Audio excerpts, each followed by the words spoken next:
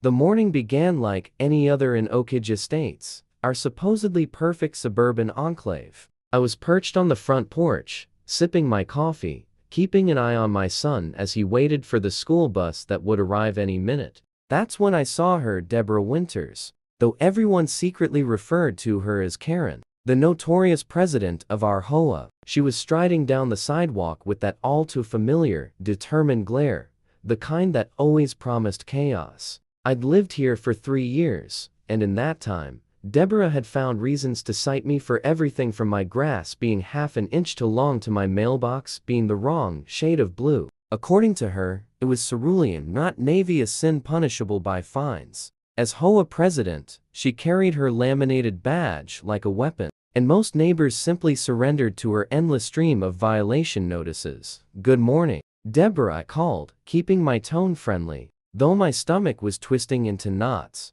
Ethan, 10 years old, shifted beside me, his expression wary. He'd already learned that any encounter with the neighborhood's self-appointed dictator never ended well. Deborah didn't bother with pleasantries. "I see you're waiting for the school bus again," she said, her frown sharp and condescending, her tone reserved only for those she deemed rule-breakers. "I've been meaning to discuss that." I arched an eyebrow. "About my son going to school? Most people consider that a positive thing." Her lips pressed together, clearly unimpressed by my subtle sarcasm. "The board has concerns about the noise, the exhaust, and the wear and tear on our private roads. Plus, it's unsightly. We're discussing a new bylaw at tonight's meeting to prohibit commercial vehicles, including school buses." I nearly choked on my coffee. "You can't be serious. Kids need to get to school, and not every parent can drive them. I have a job that starts at 8:30, for crying out loud." "That's a personal problem," she said with a dismissive wave. "Perhaps you should have considered the logistics before moving to a premium neighborhood with standards."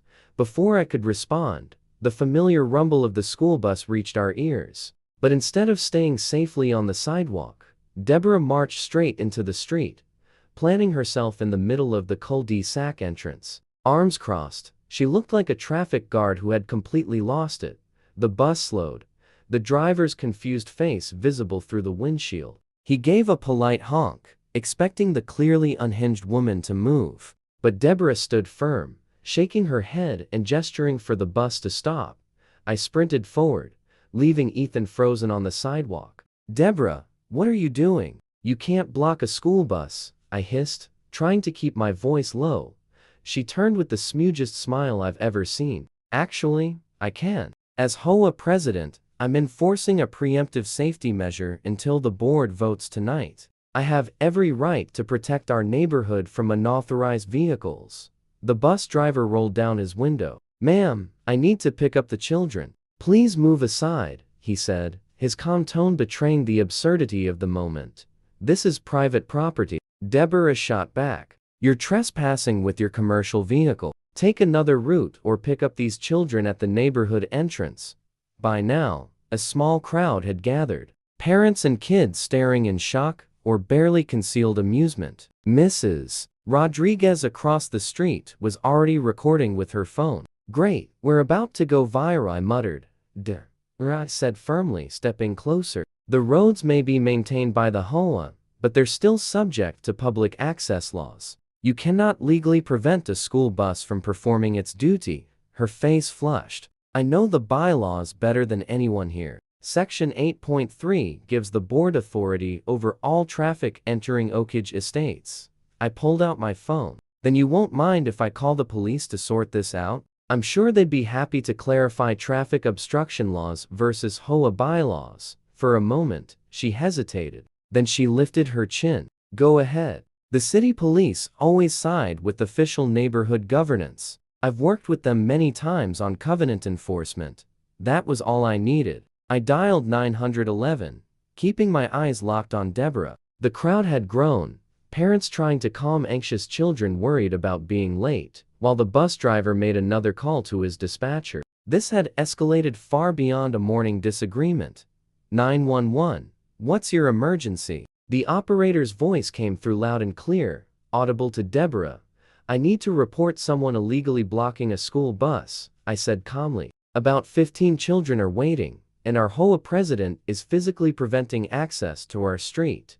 Deborah's eyes widened slightly. Perhaps she realized this wasn't just another neighborhood spat. I gave the operator our location and a full description. Officers are on their way, she heard the operator say. Please stay on the line and try to keep the situation from escalating. I turned to Deborah. The police are coming. Would you like to reconsider before this goes further? Deborah Winters didn't back down easily. She pulled out her phone. I'm calling our HOA attorney. He'll explain to the officers that I'm within my rights. The next 10 minutes were excruciating. Children fidgeted, parents checked watches and sent urgent emails. The bus driver made his second call to supervisors, and Deborah occasionally shifted to block the bus more effectively whenever the driver attempted to maneuver around her. Finally, a police cruiser turned into the neighborhood, followed closely by a second. The crowd parted as 2 officers approached, their expressions professional,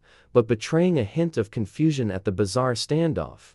What seems to be the problem here? The first officer asked, glancing between me, Deborah, and the bus driver. Before I could respond, Deborah launched into her rehearsed explanation, her voice syrupy and sweet, the tone she reserved for authority figures she wanted to impress. Officer, I'm Deborah Winters, president of the Oakage Estates Homeowners Association. I'm simply enforcing our neighborhood policies regarding commercial vehicles on our private roads. The board hasn't authorized this bus to enter our community. The officer nodded politely and then turned to the bus driver, who explained that he had driven this route for 4 years without incident until today. Then the officer looked at me.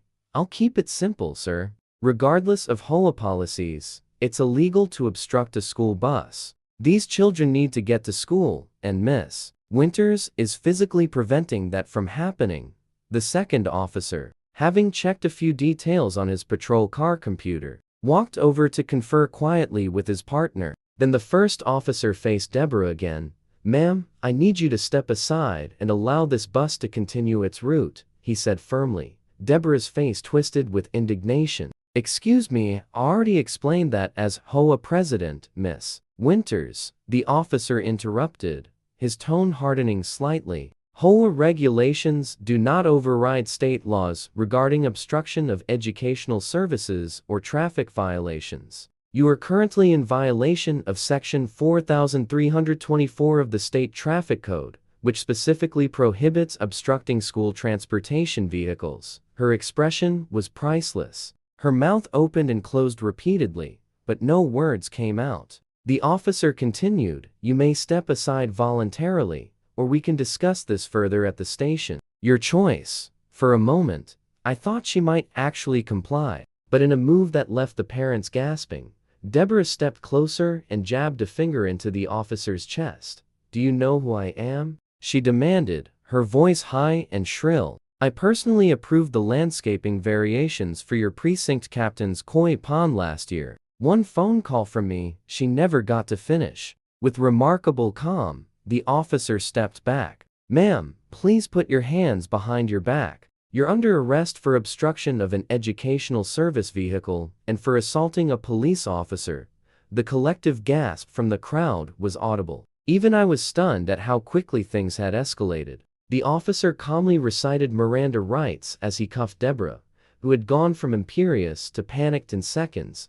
This is outrageous, she shrieked as they led her to the patrol car. I'll have all your badges. Property values will plummet without proper covenant enforcement. You'll hear from our attorney. With Deborah secured in the back of the cruiser, the second officer stayed to take statements while the first drove off. The school bus finally entered the neighborhood, the driver apologizing profusely as children climbed aboard. Ethan gave me a quick hug before boarding. Dad, he whispered with a grin. That was actually kind of awesome. The following days were a whirlwind. Deborah was released on bail, but the story had already gone viral, fueled by Mrs. Rodriguez and others. Multiple cell phone recordings from Mrs. Rodriguez and others. The headline, HOA president arrested after blocking school bus, spread through surrounding communities in no time. Regional news picked it up shortly after. The emergency HOA board meeting that week became the most attended in State's history. Every seat was filled, and people lined the walls of the community center. Deborah sat rigidly in the front row, her attorney beside her as the vice president led the meeting. When it came time to vote, the board's decision to remove her was nearly unanimous, with only her husband and a single loyal friend voting in her favor. But the consequences didn't end there. The district attorney pursued charges for both obstruction and assault on an officer. At the preliminary hearing, which I attended out of morbid curiosity, the judge was unsympathetic to Deborah's claims of merely doing her duty. A court date was set, with the judge warning that a conviction could result in up to 1 year in jail and fines of up to $5,000. The real kicker came when I learned that Deborah worked as a real estate agent specializing in exclusive communities with strict covenant enforcement. After the arrest went public, her brokerage placed her on indefinite leave, citing misalignment with company values. When the verdict arrived, Deborah was found guilty on both counts. The judge, clearly making an example, sentenced her to 30 days in jail, 2 years probation, a $3,000 fine, and 100 hours of community service, specifically directing school traffic at the local elementary school. As she was released from the courtroom, her face was a mask of disbelief, unable to comprehend that her HOA presidency didn't grant immunity from the laws everyone else followed. For once, Deborah Winters was completely speechless.